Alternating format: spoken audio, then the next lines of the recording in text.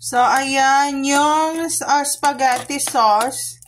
Ginawa akong spaghetti sauce with sweet style spaghetti sauce.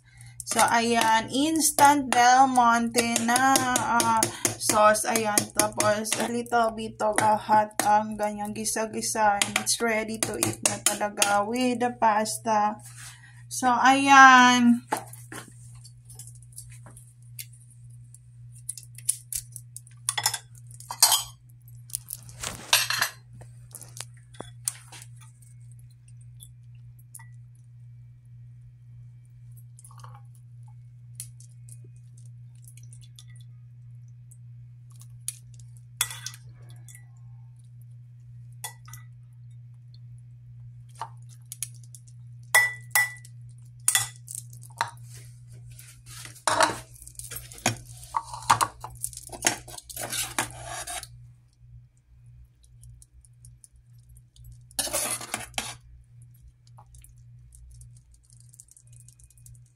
Let's eat! Kain tayo, friends! Ayan, ready to eat. Homemade spaghetti, red sauce pasta with the Del Monte sweet style spaghetti sauce.